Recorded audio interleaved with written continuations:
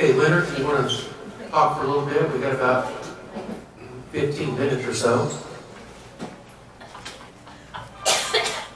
Okay, it's time for the warm-up action. You guys ready? Yeah. Today's going to be interactive. Okay? I come from California. I deal with California regulation. I tell you it violates all the laws. We're going to give you a sample. And anybody played with like ChatGPT, AI? Yeah. Have you? Here's what I did. In California, recyclers who get into the business with the state program supply information and want to get approved. And then once they get into that program, if there's a violation, they can go into an adjudication system, a hearing system, which is called an informal hearing. So I went to ChatGPT and I said, what are the problems with this informal hearing using government code 11445? And then I get a response. And it's interesting, whatever you put into the question, you'll see those words come back out in the response. So, you go into recycling in California, you get certified, and you go into adjudication system. And I said, what is the problem with the informal hearing system? They came back and it said, you do have notice and opportunity to be heard. You do have an impartial decision maker. And there's a record of the proceeding. But in those hearings I've been in, number one, you are guilty until proven innocent. You can be put out of business, cut off your cash flow, your ability to make money, and then you go have to prove yourself innocent. What do you think of that type of a system? Wouldn't it be Leonard? The law? Why is it a criminal case? Shouldn't it be civil? You said you're innocent. Hold on, Going... let me answer. Okay. Okay. The fines and penalties come under civil penalties. Okay? And I'm sitting there as a layman. I came along and I learned the regulations, but when I get into the enforcement action, then I go, well, if we're supposed to be innocent until proven guilty, how can they operate as that we are guilty until proven innocent? Exactly. So this is what is rampant within the system. So there are no separation of powers. What's the importance of the separation of powers? Why do we have it? To offset each other, checks and balances. So if you have an adjudication system where the boss says, have a hearing, now he's supposed to officiate that proceeding. But the law gives him an opportunity to delegate. Okay? So he delegates, always delegates. He or she always delegates. And then in essence, the prosecutor, they work for him. The enforcement people all work for him. You see the problem? Yeah. And I didn't really understand the importance of that until I read Gorsuch's book, A Republic, If You Can Keep It. Because he goes into his time on the court in cases that dealt with separation of power. So you're putting up your business and you're subjected to this. In those hearings, you have no right to discovery. What's the term? Exculpatory evidence? Yeah, where you have your admissions, interrogatories, production of documents, and depositions. You can't do any of those. Is that right? Exactly. And I have stories for everything. One time, I had a hearing for a recycler in Visalia. And they were charged with some violations. And this was an informal hearing. So I prepared them, and we all drove up to Sacramento for the informal hearing. And And the attorney handling the case for the state, he was mad because I didn't tell him I was involved and I was coming. It's an informal hearing. I don't have any obligation. I'm not an attorney. Oh, was he mad? But the adjudicator, an attorney from within the department, was sick. So we got postponed and sent back home.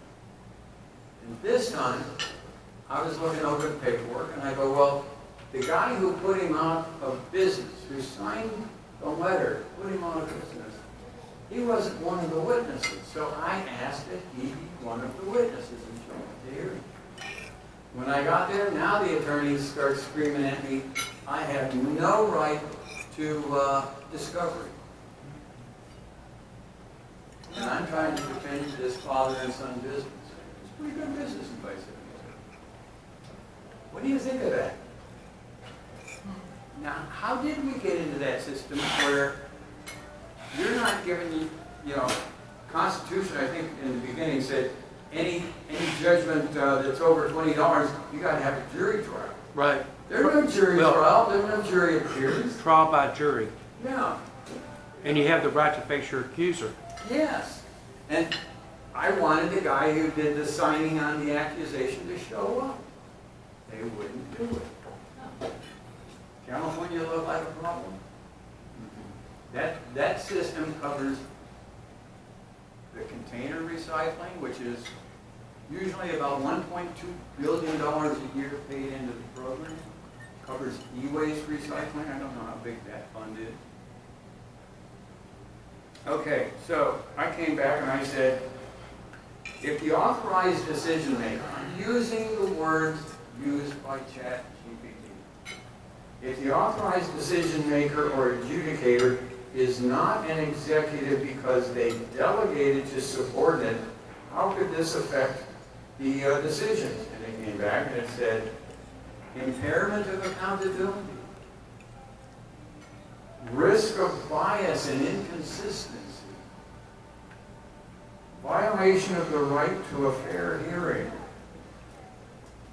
potential for delegated authority to violate separation of powers, and the lack of procedural safeguards. Should your business be protected by those things? You're in business, right, Darren? Yeah. Who else is in business here? What's your business? Software. Okay.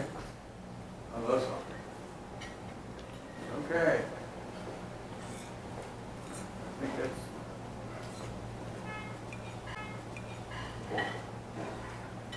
It comes back and says, how could those be addressed? Clear delegation of authority, oversight, review, transparency.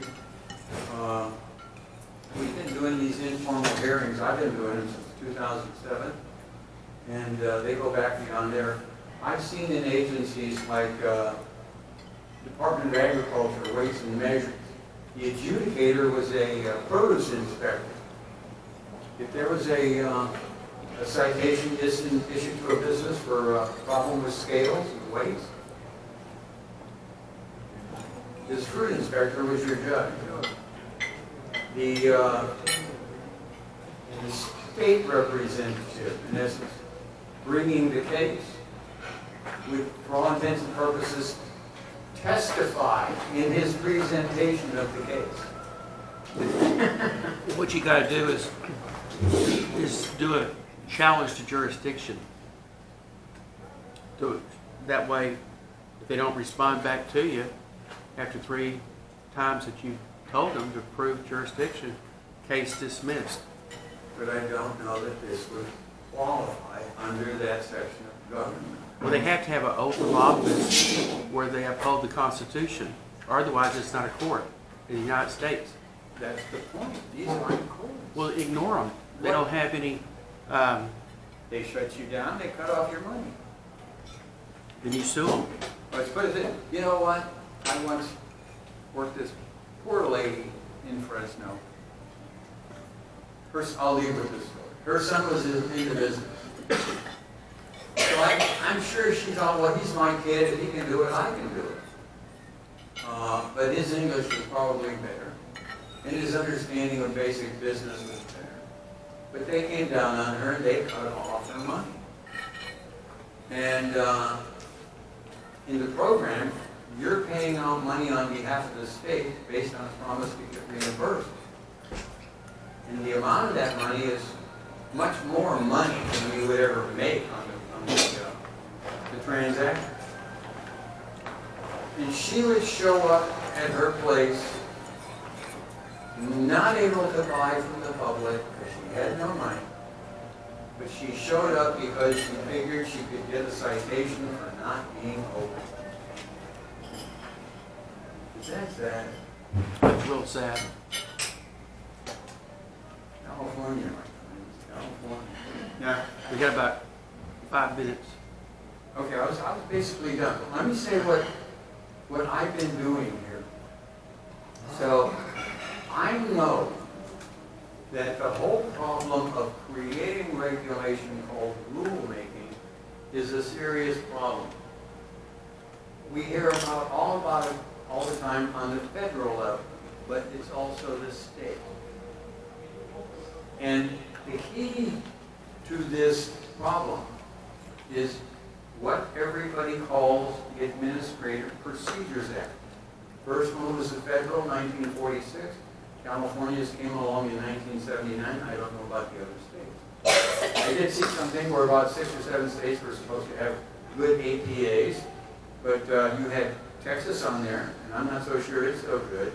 But you had states like California, Michigan, New York. I don't think they have good APAs. It's doubtful in my estimation, but that's good. So I've gone to Caperglione and to Ryan Birdwell's office, and I'm saying, let's look at the Texas APA and let's see what we can do to fix it and make it better. And the reason for this is, Mike would go, they're going to throw out a bunch of regulations, but that's just dealing with issues. If they don't go back and fix the process of creating these regulations, then you're still going to get bad regulations. Put better standards on them, better controls, and I'll tell you, this is the key that I found in California. If you don't make these people who do this competent, you don't ensure their competency, they're going to go in and F it up. That's illegal. Thoughts, questions, comments? It's just basically the people better stand up for their rights or they'll take more and more away. It's just, that's history. They over and over, the government strong arms you and they're going to do more of it unless they get sued. Some of the people, in my history with California, most of those people wouldn't stand up and fight their way out of the old wet paper bag. They just sit in there and get moldy and mildew. But those who have, yeah, they do try to squash them. They do what? Squash them. Put them out of business. I stopped representing people in hearings because I knew they would go after them unmercifully if we won. If we won. So what's the point? I'm missing one point of this. Watch out for regulation. Watch out for regulation. But what control do you have about that? You have unelected bureaucrats that create regulations that say that it is, and if you can't go after them because they'll get you 6 ways from Sunday, what are you saying to do? The rules of engagement are written in the APA. You fix the APA, you fix the rules of engagement, and you protect your constitutional rights. One thought that I've had, you're pointing to the fact that these people aren't elected and they've got no responsibility. They don't have any anybody. constitutional authority. They don't have any authority. So you're saying at But the, it's, what is the term? It's quasi-judicial law. I mean, I think we've gone off the Constitution, but it's still there, it exists right now. That's why you gotta hold them to the fire. And so I'm thinking, if an agency creates a regulation, let's create, maybe it's a temporary regulation for a year. We use technology, so if you're affected, you can send in your comments periodically within that first year. And then at the end of the first year, we look at the comments that have come in from people who are affected, and we decide, do we want to vote that as a permanent regulation, or do we want to get rid of it? And put it to the legislature. They have to do that. Right. That might work. I don't know. What do you think? So, some of us are familiar with Brenda Joe Williams. He's saying that they're creating a California, Republic of California. That there's a bunch of groups starting up outside the major cities, where they're getting together and they're growing big numbers. I don't know if that's some people. There's a couple of two guys that are heading it up. If I get my email and look at it, I'll give it to Darren. If Maybe you you could, reach these guys. you know, it's going to take all of us to fix it. But there's a guy sitting in for Dennis Greger right now called Jackson, I think his name is. And he did a little 15-minute blurb on, he thought that if you fixed California, you could fix the country. Right. Everything starts in California. And I don't go along with that 100%, but maybe about 80%, and that's what I've been trying to communicate to people. You leave California to do what it does, and it's working against us. How many states? I think there were 7 states that said they would go to the all-electric cars once California passed it, and Virginia was one of them. There was others. Those people are not legislating and looking out for their people. They're letting California do it, and that's the problem. That is the problem. Well, that's what we're gonna talk about next. Go California, and we'll save the world. I thank you. Thank you for Thank coming. you so much. Thanks for the information.